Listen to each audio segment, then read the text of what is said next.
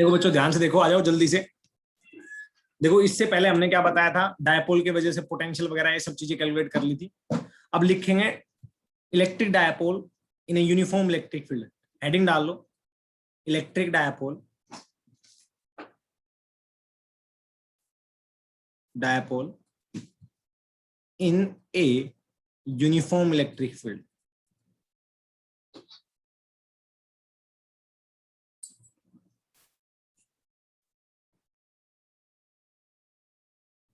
ठीक है ना?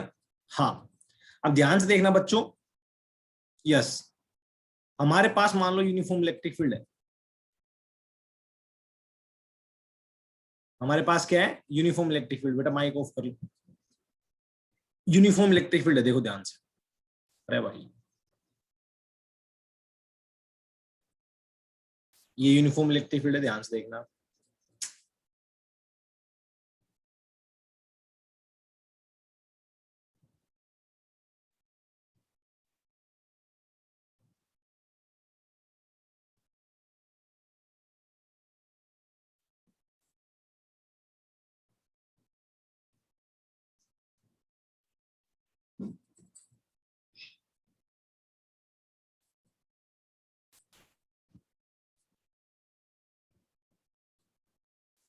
बच्चों ये यूनिफॉर्म इलेक्ट्रिक फील्ड है मान लो, है ना?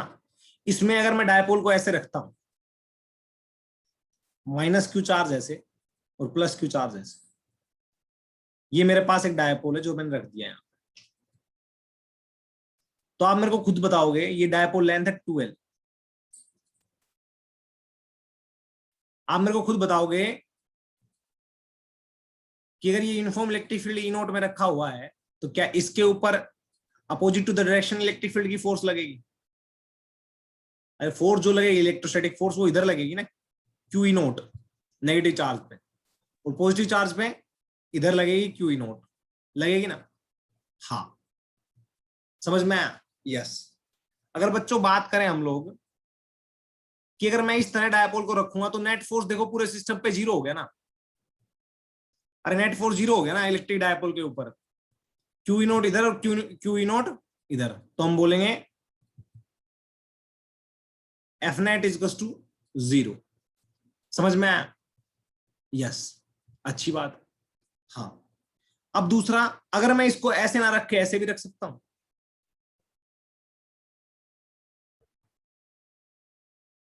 प्लस क्यू इधर और माइनस क्यू इधर, तो आप सोचो इस पे क्या लगेगा? पॉजिटिव चार्ज पे फोर्स किधर लगता है इलेक्ट्रिक फील्ड में? Along the direction of electric field, और नेगेटिव पे opposite to the direction of electric field, है ना?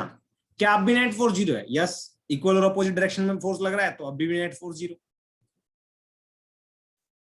अब बात आती है सर सिचुएशन में क्या डिफरेंस है, दोनों में नेट फोर्स जीरो लग रहा है ना? इक्वल और अपोजिट डायरेक्शन लग रहा है, पर डिफरेंस क्या है? डिफरेंस भी देखेंगे, उससे पहले एक और बात करते हैं। बात यह है कि देखो ध्यान से बच्चों, अगर इसके ऊपर हम टॉर्क कैलकुलेट करेंगे, अभी नीट के बच्चों को शायद थोड़ा बहुत कम समझ में आया इस बात को लेके। टॉर्क की बात करें, टॉर्क बच्चों यहां पे अगर फोर्स लगेगा, क्या ये रोटेट करेगा? बताओ, रोटेट करेगा क्या? नहीं ना। इधर फोर्स इस पे लग रहा है, इधर फोर्स इस पे लग रहा है, कोई रोटेट करेगा? अगर दो मैं आपके सामने ऐसे ले लेता हूं, रोड एक पे इधर फोर्स लगाओ, एक पे इधर, ये रोटेट करेगी? नहीं, नहीं करेगी ना, है ना?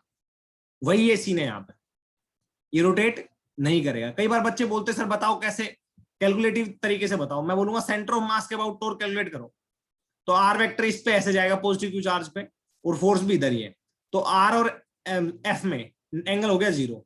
इस पे देखोगे तो आर वेक्टर इधर जाएगा और फोर्स भी इधर ही लग रही है, तो आर और एफ में क्या हो गया? थीटा 0।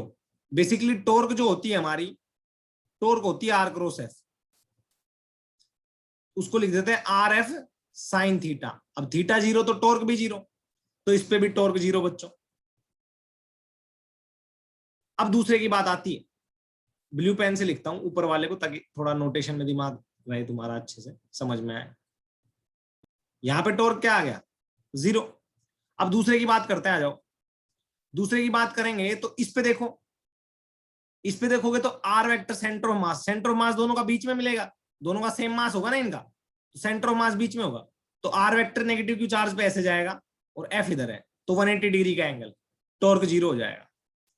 इस पे देखोगे, इस पॉजिटिव क्यू चार्ज के ऊपर आर वेक्टर ऐसे जाएगा सेंटर ऑफ मास से और एफ इधर, तो 180 डिग्री का एंगल है। अभी भी टॉर्क क्या हो गया? 0। मतलब दोनों चार्जेस के ऊपर नेट टॉर्क क्या हो गया? 0। क्या हो गया? 0। अब आपको यहां पे एक बात समझ में आई कि यहां पे डायपोल, यहां पे डायपोल ट्रांसलेशनल और रोटेशनल दोनों इक्विलिब्रियम में, क्योंकि नेट फोर्स भी 0 और नेट टॉर्क भी 0 दोनों केसेस में। ठीक है, समझ में आया? बहुत अच्छी बात भाई, समझ में आ गया, मेरे को भी समझ में आ गया, आपको भी समझ में आ गया। अब देखो, मान लो डायपोल ऐसे ना हो के ऐसे हो, तो थीटा एंगल पे फिर क्या करोगे? यहां पे मान लो ये माइनस क्यू चार्ज है और यहां पे प्लस क्यू चार्ज। जल्दी बताओ, शाबाश, अरे बताओ।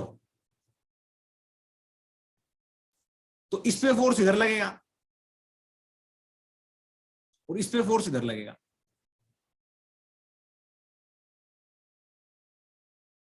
लगेगा ना? अब आप ध्यान से देखोगे, आपको यहां पे भी समझ में आएगी एक चीज कि बच्चों यहां पे भी नेट फोर्स तो 0 है। देखो ध्यान से, अगर देखोगे तो इक्वल और अपोजिट डायरेक्शन में लग रही है ना फोर्स। अरे लग रही है या नहीं लग रही? जल्दी बताओ। तो नेट फोर्स तो यहां पे भी 0 है ना? यस। तो मैं थर्ड केस लिख देता हूं। थर्ड केस में नेट फोर्स 0 है। यस, बिल्कुल है। देखो, क्यू ई नोट इधर लग रही है, क्यू ई नोट इधर लग रही है, तो इक्वल और अपोजिट डायरेक्शन लग रही है। अब बट यहां पे बात आ जाती है टॉर्क की। तो मान लो ये एंगल बना रहा है थीटा, है ना? तो नेट टॉर्क की बात करें, टॉर्क निकालेंगे सेंटर ऑफ मास के अबाउट। अगर इसका मास m है और इसका मास m है, तो सेंटर ऑफ मास बीच में होगा, ये तो आप सभी को पता है। अरे सेंटर ऑफ मास तो पढ़ा हुआ है ना, जेई नीट दोनों है। यस। इसकी डायपोल लेंथ होती है वो 2l होती है। अगर मास सेम होगा तो सेंटर ऑफ मास बीच में होगा, ये सभी को पता होना चाहिए। इसकी डायपोल लेंथ है 2l। ध्यान से देखना और अच्छे से समझना। तो सेंटर ऑफ मास से दूरी, यहां से यहां तक की दूरी l हो जाएगी और यहां से यहां तक की दूरी l हो जाएगी। समझना एक बार बात को। बच्चों, जिसने रोटेशनल पढ़ी है उसको बता देता हूं, जिसने नहीं पढ़ी है उसको वैसे समझा दूंगा। जब भी एफ नेट 0 होता है, एफ नेट इक्वल टू 0 होता है, तो torque about any point in the world, any point in the world, इस दुनिया में कोई भी पॉइंट लेना, इज कांस्टेंट। शायद पढ़ाया था, जिसको पढ़ाया हो ये बताओ याद आ रहा है या नहीं आ रहा? जब भी किसी बॉडी के ऊपर अगर नेट फोर्स 0 आ जाता है, तो टॉर्क किसी भी पॉइंट के अबाउट कैलकुलेट कर लो, कांस्टेंट रहेगा और सेम रहेगा।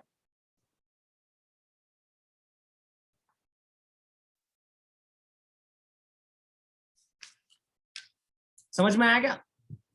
बताओ, बोला हुआ है या नहीं बोला? अरे सभी बताओ, बोला हुआ मैंने रोटेशन में, जिनको पढ़ाया था। जिनको नहीं पढ़ाया वो यहाँ पे याद कर लो इस पॉइंट को, जब रोटेशन आएगा उस चीज को समझना कैसे आता है। टेंशन मत लेना, कोई घबराएगा नहीं, मैं ये कह रहा हूं। हर चीज इसलिए मैं स्लो स्लो बता रहा हूं।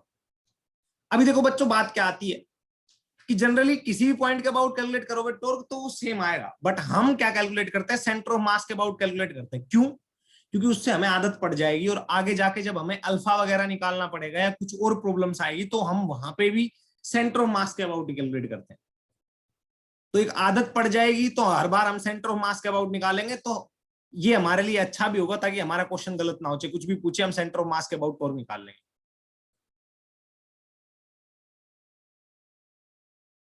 ठीक है, तो चलो इसके अबाउट टॉर्क निकालते हैं बच्चों। तो यहां पे इसके अबाउट यहां तक का आर वेक्टर ऐसे जाएगा।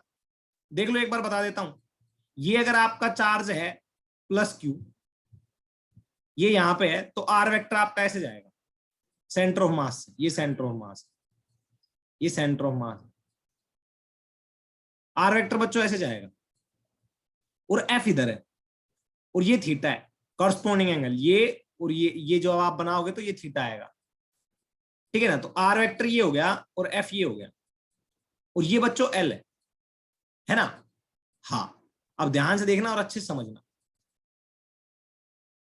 बेसिकली टॉर्क क्या होती है, ये तो मैंने नीट को भी बता रखा है एसएचएम में। टॉर्क बेसिकली होती है आर परपेंडिकुलर टू एफ या एफ परपेंडिकुलर टू आर।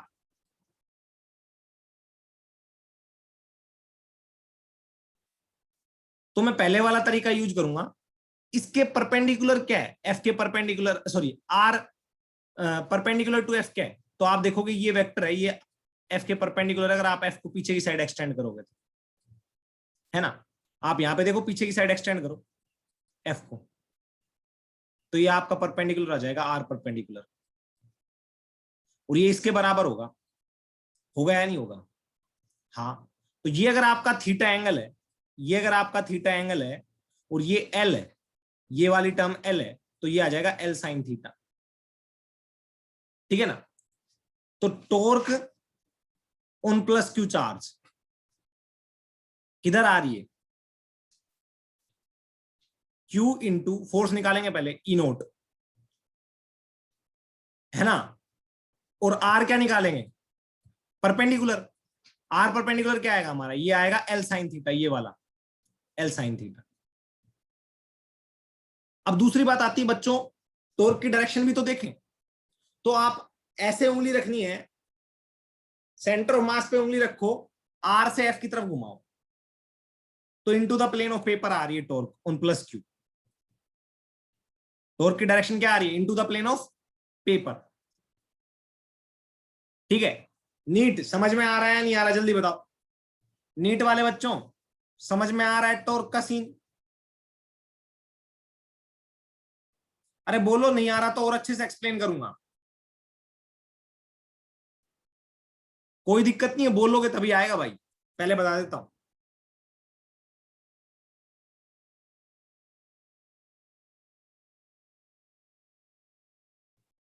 चलो आ जाओ, आगे चलते हैं, आगे चलते हैं, आ जाओ भाई। अब देखना सभी ध्यान से और अच्छे से समझना। ये तो into the plane of paper आ गया। अब माइनस क्यू पे चार्ज के ऊपर, तो यहाँ पे हमारा माइनस क्यू चार्ज, यहाँ पे इधर आओगे तो सेंटर ऑफ मास से नीचे यहाँ पे माइनस क्यू चार्ज है। इसके ऊपर फोर्स किधर लगेगा, इधर, क्यू इंटू ई, ठीक है। ये आर वेक्टर हो गया, ठीक है, ये आर वेक्टर हो गया हमारा आउटसाइड, ये क्यू इंटू ई, और ये थीटा। अरे ये थीटा होगा तो ये भी थीटा होगा, वर्टिकली अपोजिट एंगल, है ना। तो अब इसमें आप आर क्रॉस एफ निकाल के देखो, ऐसे ये भी into the plane of paper आ रहा है, तो इसके ऊपर जो टॉर्क लगी थी प्लस क्यू के ऊपर, वो भी into the plane of paper, minus Q पे लगी थी वो भी into the plane of paper, है ना। तो torque on minus Q calculate करोगे आप, वो भी क्या है, क्यू ई नोट मतलब फोर्स इंटू एल परपेंडिकुलर। ध्यान से देखना, वो भी उतना ही आएगा, यहां से परपेंडिकुलर ड्रॉ करोगे, ये थीटा है ना, ये एल, तो ये क्या आएगा, एल साइन थीटा। तो यहां पे आर परपेंडिकुलर लिखोगे एल साइन थीटा, किधर डायरेक्शन किधर है, into the plane of paper. अब बच्चों कई जगह पता क्या क्या करते हैं नॉर्मली, मैं बताता हूं फिर से आपको, कई जगह इसको बड़े शॉर्ट में एक्सप्लेन कर देते हैं। शॉर्ट में एक्सप्लेन मैं भी कर देता और एक लाइन में आपका आंसर आ जाता। प्रॉब्लम कहां पे क्रिएट होती, जब तुम हाई लेवल के क्वेश्चन करोगे ना, थोड़े से लेवल की, थोड़े से लेवल की, उसी टाइम पे मात खा जाओगे, उसी टाइम पे आप लोग घबरा जाओगे। और अगर आप घबरा गए, ये बात ध्यान रखना, उन क्वेश्चन पे फिर आप सोचोगे जो फंडा शॉर्ट ट्रिक में आपने यूज किया था वो फंडा वहां पे नहीं लग पाएगा, जिसे मैं बताऊंगा अभी आपको, टेंशन मत लेना। देखो बच्चों, अब ध्यान से देखना, ये और ये हमारी नेट टॉर्क क्या आएगी, नेट टॉर्क आएगी सिस्टम पे tau on plus Q plus tau on minus Q, दोनों की सेम डायरेक्शन है तो मैग्नीट्यूड एड अप हो जाएगा, into the plane of paper, है ना। तो आप लिखोगे tau net is basically Q E naught L into sine theta plus Q E naught L into sine theta. समझ में आया, तो हम लिखेंगे 2 Q E naught L into sine theta. अब ध्यान से समझना है और अच्छे से समझना है, बच्चों टॉर्क नेट आप देखोगे तो आपके सामने ये एल, तो ये 2L हो गया, ये क्यू हो गया, तो मैं लिखूंगा P, Q into 2L, P हो गया, पी का मैग्नीट्यूड लिख देता हूं। अब ई नोट, तो ई नोट लिख दिया इंटू साइन थीटा। अब बच्चों आपने पढ़ा हो तो आप किसी भी चीज को ए क्रॉस बी को आप कैसे लिखते हो, ए का मैग्नीट्यूड बी का मैग्नीट्यूड इंटू साइन थीटा। तो क्या यहां पे भी ऐसा ही कोई पैटर्न बन रहा है? अरे बन रहा है या नहीं बन रहा?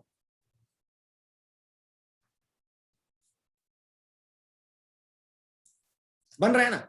अब आपके दिमाग में क्या बात आएगी कि यार मैं पी क्रॉस ई लिखूं या ई क्रॉस पी लिखूं, जरूरी थोड़ी है भाई। पी क्रॉस ई नोट तो तुम्हारे सामने रखा हुआ है तो तुमने बोल दिया, बट जरूरी थोड़ी है पी क्रॉस ई लिखूं या ई क्रॉस पी, वो तो सोचना पड़ेगा ना, है ना। तो आप बोलोगे भाई लेफ्ट हैंड साइड की जो डायरेक्शन होगी ना वही राइट हैंड साइड की होनी चाहिए, है ना। तो left hand side torque net है, टॉर्क नेट तो into the plane of paper है। तो आप इस डायपोल को पकड़ो, पहले इस डायपोल को पकड़ो एक बार, और ये सोचो कि आप P क्रॉस E करोगे तब into the plane of paper आएगा या E क्रॉस P करोगे तब into the plane of paper आएगा, जल्दी बताओ। एक डायपोल है, ऐसे रखा हुआ है, डायपोल मोमेंट की डायरेक्शन ये है, क्योंकि यहां पे माइनस क्यू चार्ज है और यहां पे प्लस क्यू चार्ज है, और इलेक्ट्रिक फील्ड की डायरेक्शन ये है, इलेक्ट्रिक फील्ड की डायरेक्शन ये है।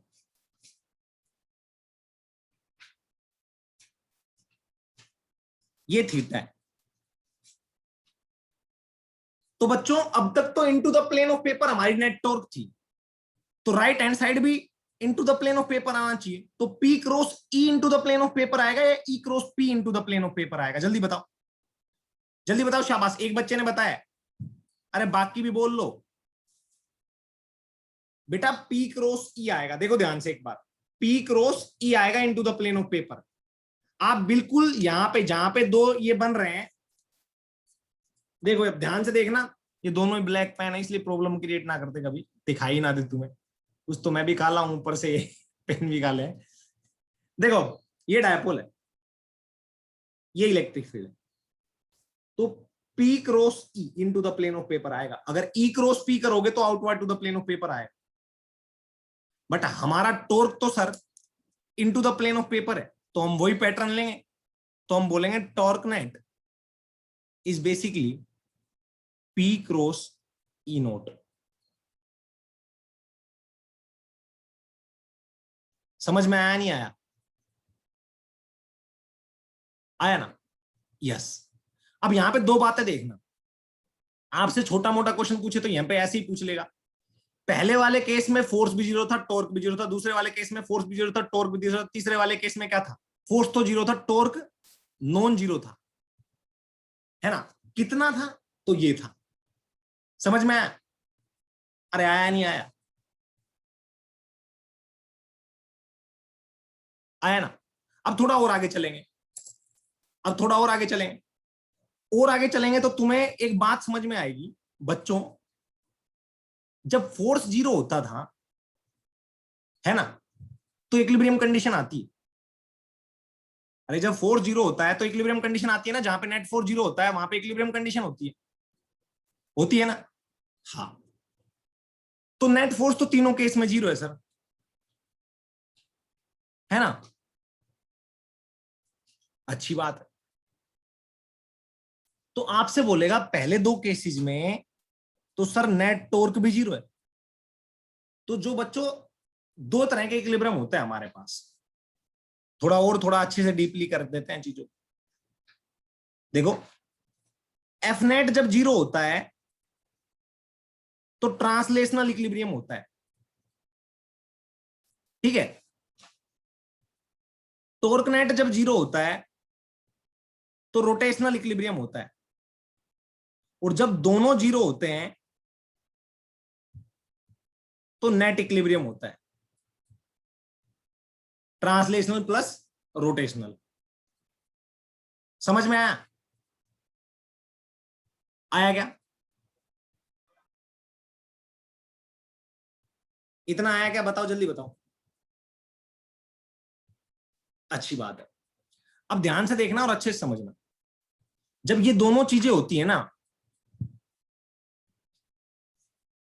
तो एसएचएम की कंडीशन आ जाती है। कब आती है, अब मैं बताता हूं, रुको रुको रुको रुको, अभी बताता हूं, पूरी चीजें आप देखोगे। आप बोलोगे सर इक्विलिब्रियम तो दो तरह के होते हैं। यस, एक स्टेबल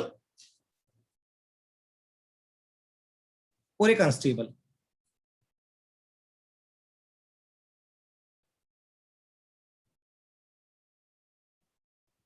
ठीक है, स्टेबल और अनस्टेबल। ठीक है, तो बच्चों जो स्टेबल इक्विलिब्रियम होता है दैट इज द एग्जाम, मतलब SHM is the example of stable equilibrium. You know, मैंने आपको बोला था SHM is the example of stable equilibrium. जब किसी भी बॉडी पे मीन पोजीशन क्या होती है, जहां पे नेट फोर्स 0, और वो मीन पोजीशन क्या होती है, पोजीशन ऑफ स्टेबल इक्विलिब्रियम। वहां से अगर आप उसको हिलाओगे, पेंडुलम को हिलाओगे, तो चुप, पेंडुलम हिल डुल के वापस यहां पे आ जाएगा, बोलेगा भाई मेरे लिए तो स्टेबल यही। अरे यही होता है ना, ऐसा तो नहीं पेंडुलम घूम के चला गया ले भाई कहीं आसमान में, पेंडुलम वापस उसी पोजीशन पे आता है, मीन पोजीशन पे। तो मीन पोजीशन जो होती है वो पोजीशन ऑफ स्टेबल इक्विलिब्रियम होती है। ठीक है, समझ में आया? हाँ, अच्छी बात है। तो बच्चों अब बात करते हैं कि स्टेबल कौन सा है इनमें से और अनस्टेबल कौन सा है।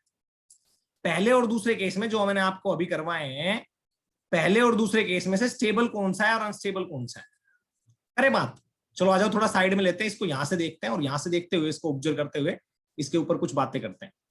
देखो बच्चों ध्यान से, इस केस में अब आप बोलोगे स्टेबल और अनस्टेबल इक्विलिब्रियम कैसे आइडेंटिफाई करेंगे, तो मैं बोलूंगा जस्ट डेविएट कर दो या जस्ट उसको आप डिस्प्लेस कर दो उसकी मीन पोजीशन से, मीन पोजीशन से पार्टिकल को डिस्प्लेस कर दो। अगर वो वापस उसी पे आ जाता है that is position of stable equilibrium, और अगर आप उसको मीन पोजीशन से डेविएट करोगे और वापस उसी पोजीशन पे नहीं आया तो that is the position of unstable equilibrium. समझ में आया? यस। अब मैं आपसे बोलूं, इस केस में देखते हैं, मान लो मैं इसको थोड़ा सा डेविएट कर देता हूं, ऐसे इलेक्ट्रिक फील्ड ऐसे है,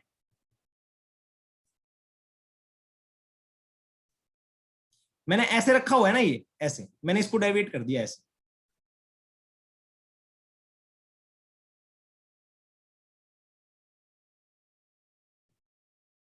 ऐसे रोटेट किया मैंने थीटा से, तो क्या क्यू ई इधर लगेगा और क्यू ई इधर लगेगा। ये इसको वापस सीधा कर रहे हैं या रोटेट कर रहे हैं उसी डायरेक्शन। मैंने इसको थोड़ा सा ऐसे रोटेट किया ऐसे, तो ये जो सिस्टम है वो उसके ऊपर टॉर्क कैसे लगा रहा है, ऐसे।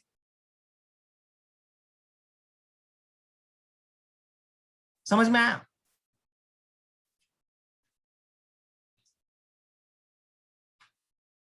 जब भी कभी अप्लाइड टॉर्क के, याद रखना, जब भी कभी रोटेशनल इक्विलिब्रियम की कहानी थोड़ी और मैं अगर डीप बताना चाहूंगा तो टाइम कंज्यूमिंग हो जाएगा, वरना मैं तुम्हें बताता हूं। जब भी कभी तुम्हारी अप्लाइड टॉर्क, तुमने उसको डिस्टर्ब करने के लिए टॉर्क अप्लाई किया ऐसे, ऐसे किया ना, ऐसे, सिस्टम ने उसके ऊपर टॉर्क कैसे लगाया, ऐसे, वापस बोला सीधा हो जा रहे, सीधा हो जा चुपचाप वरना कान पिट लगेगा, ठीक है ना। सिस्टम ने, फील्ड ने कैसे टॉर्क लगाया, ऐसे। अरे लगाया नहीं लगाया, तो वापस पार्टिकल उसी पोजीशन पे आ जाएगा ना, कुछ देर बाद ही ऐसे आ जाएगा, फिर से ऐसे ही हो जाएगा, मतलब यहां पे आके थोड़ा बहुत ऑसिलेट करेगा और फिर से कुछ देर बाद ऐसे हो जाएगा, कुछ देर बाद, ज्यादा देर बाद, ठीक है ना। सिस्टम ऐसे फोर्स लगाएगा तो ऐसे हो जाएगा, इसको बोलते हैं स्टेबल इक्विलिब्रियम। समझ में आया? क्या बोलते हैं? Stable equilibrium. मतलब कि सर ये जो पोजीशन है ना, दिस इज द पोजीशन और कंडीशन ऑफ स्टेबल इक्विलिब्रियम।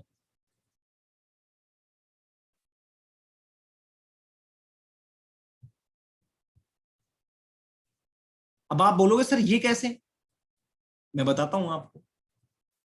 जब भी P, अब याद करने का तरीका देख लो, P की डायरेक्शन ये और E की डायरेक्शन ये, P और E के बीच में एंगल जो होगा वो थीटा इज टू, अगर 0 डिग्री हुआ तो हमारा क्या आएगा, कंडीशन ऑफ स्टेबल इक्विलिब्रियम। अब दूसरे वाला केस ये लेते हैं, अभी यहां पे ड्रॉ करके बताऊंगा आपको, थोड़ा अच्छा लगेगा।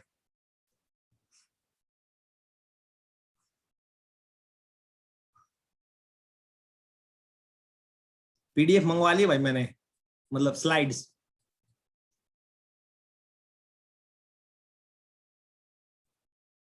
पर क्या लगता है कि फिर वो बच्चों के दिमाग में ज्यादा रिटेन नहीं रह पाता। अगर डायग्राम हम खुद से बनाएंगे ना तो बच्चों के दिमाग में रहता है कैसे कैसे टीचर ने बनाया। देखो बच्चों, अब नेगेटिव क्यू चार्ज इधर है, मैं इसको थोड़ा रोटेट करके मैं नेगेटिव क्यू चार्ज को इधर लेके आ गया, ऐसे रोटेट किया मैंने, और पॉजिटिव क्यू चार्ज को इधर लेके आ गया। अब मैंने इसको ऐसे रोटेट किया, अब देखना सिस्टम किधर फोर्स लगाएगा। एक ने इस पे इधर लगाया, अरे क्यू इधर लगेगा ना अपोजिट डायरेक्शन में इलेक्ट्रिक फील्ड के, इलेक्ट्रिक फील्ड ऐसे होगा तो इधर लगेगा क्यू, और इस पे लगेगा इधर। आप मेरे को खुद बताओ, मैंने टॉर्क इधर लगाया और ये सिस्टम कैसे रोटेट करवा रहा है इसको। अब क्यू इसको कैसे रोटेट करवाएगा, ऐसे रोटेट कर रहा है ना। तुम सोचो एक रोड तुम्हारे पास ऐसे है, उसको एक को इधर खींचो और एक को इधर खींचो पोर्शन को, तो ये रोटेट करेगी ना। तो आपने जिस डायरेक्शन में टॉर्क अप्लाई किया उसी डायरेक्शन में सिस्टम ने टॉर्क अप्लाई किया ना, है ना। देखो एक बार ध्यान दें, आपने टॉर्क कैसे लगाया, ऐसे। अरे देखो बच्चों, कई बच्चे बोलते हैं सर ये कैसे आप बता रहे हैं एग्जैक्टली, बताओ मेरे को। मैं बता रहा हूं जिस डायरेक्शन में रोटेट कर रहा है उधर अपनी उंगलियां घुमाओ, तो तुम्हारा थंब होगा वो टॉर्क की डायरेक्शन दे। तो ऐसे रोटेट किया आपने, ऐसे टॉर्क लगाया ऐसे, तो सिस्टम का जो क्यूई है, जो फोर्स लग रहा है दोनों एंड पे, उसने भी इसको ऐसे रोटेट कर दिया, किया या नहीं किया, है ना। तो जिस डायरेक्शन में आपने टॉर्क लगाया उसी डायरेक्शन में जो सिस्टम का टॉर्क है वो लग गया। तो ये आ जाएगी आपकी अनस्टेबल इक्विलिब्रियम की कंडीशन।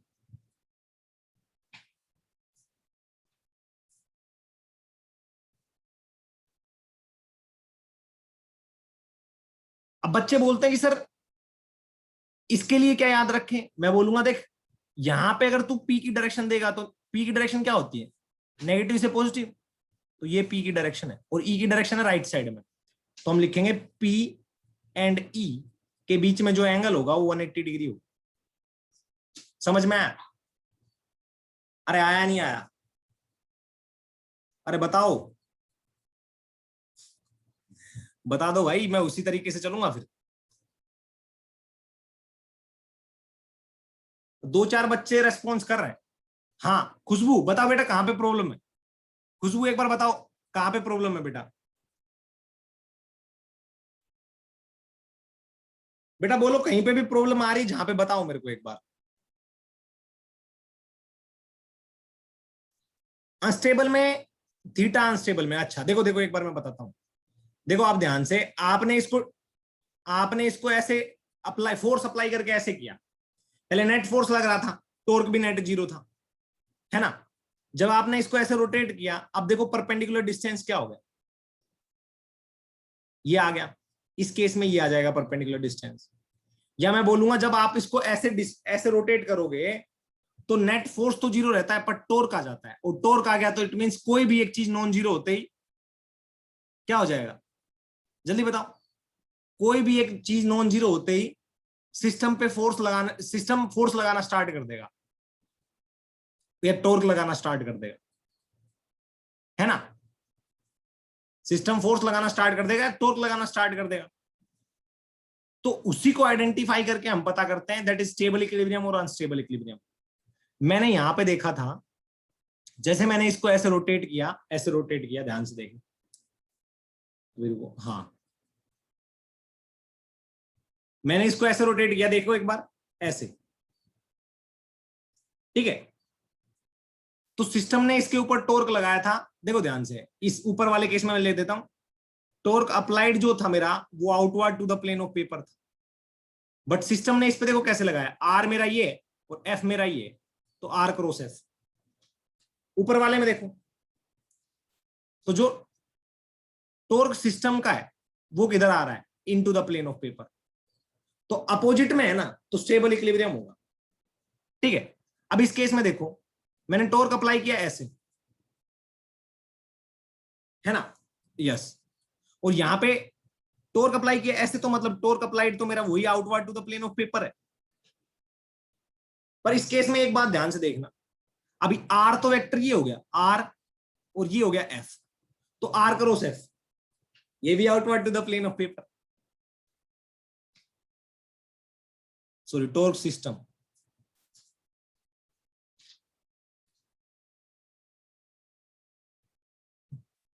जब अप्लाइड टॉर्क और सिस्टम का टॉर्क दोनों एक डायरेक्शन में लगने लग जाते हैं तो वो अनस्टेबल इक्विलिब्रियम होता है। अब समझ में आया बेटा?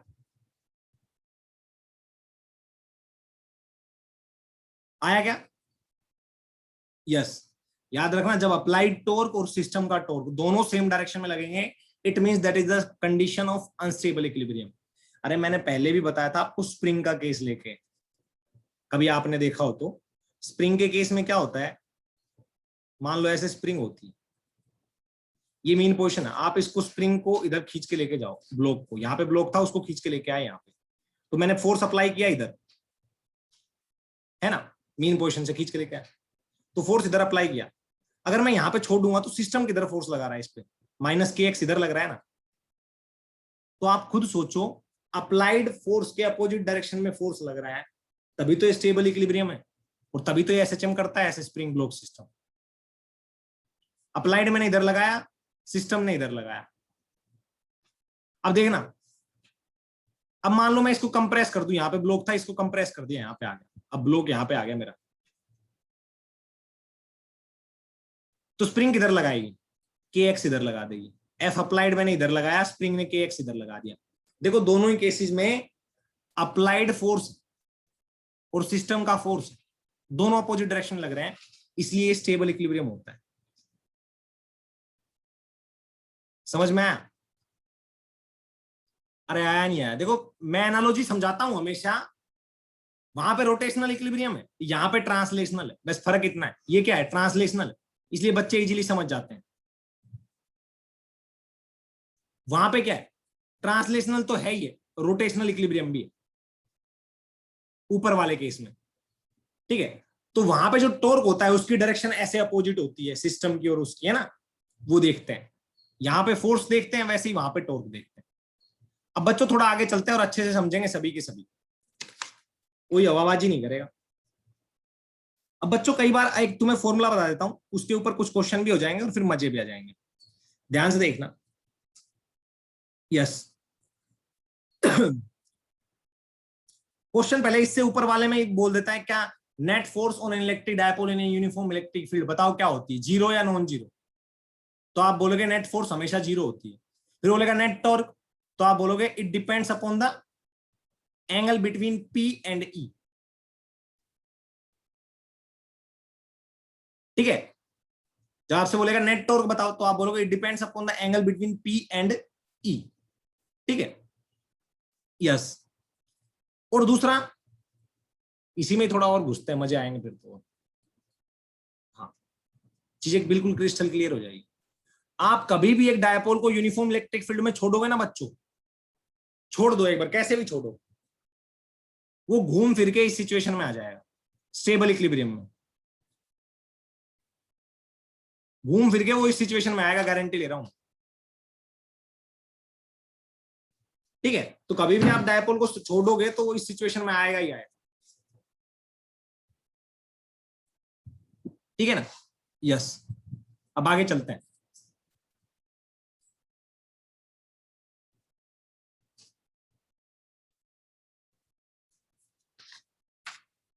आ जाओ बच्चों, देखो अब बच्चों बात आती है कि डायपोल को जब मीन पोजीशन से हम डिस्टर्ब करते हैं तो एसएचएम करने लग जाता है, ऐसे ऐसे, ठीक है। इसके अबाउट एसएचएम करने लग जाता है, ऐसे ऐसे, फिर ऐसे जाएगा, फिर ऐसे, यूं यूं करेगा, अरे यूं, समझ में आया? डायपोल को एक बार आपने डिस्टर्ब कर दिया मीन पोजीशन से थोड़ा सा, तो ऐसे ऐसे करेगा, यूं था, ऐसे छोड़ा आपने ऐसे करके और फिर छोड़ दिया, फिर वापस आएगा, वो यूं यूं करने लग जाएगा।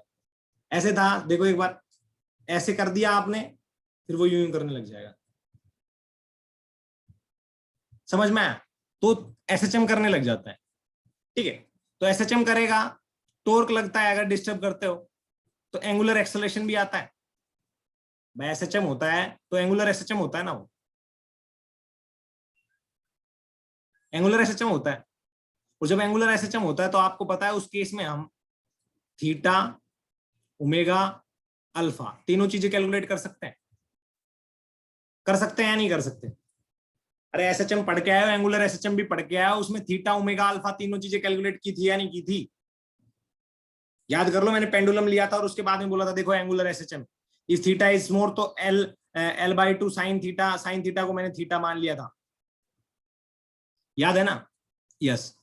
तो यहां पे कई बार क्वेश्चन पूछ लेता, बताओ अल्फा क्या होगा, उस पर क्वेश्चन आ जाता है। तो ऐसा क्वेश्चन देखते हैं हम। आ जाओ, जल्दी आ जाओ।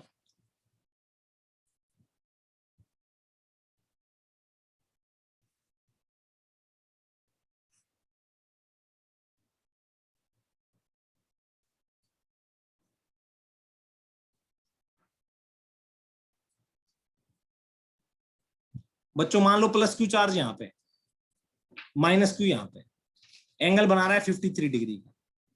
हमने एक डायपोल को इस सिचुएशन में छोड़ा इलेक्ट्रिक फील्ड में, ई में, कांस्टेंट इलेक्ट्रिक फील्ड 53 डिग्री के एंगल पे। तो बताओ फाइनली ये जो डायपोल है ये मीन पोजीशन पे आएगा या नहीं आएगा?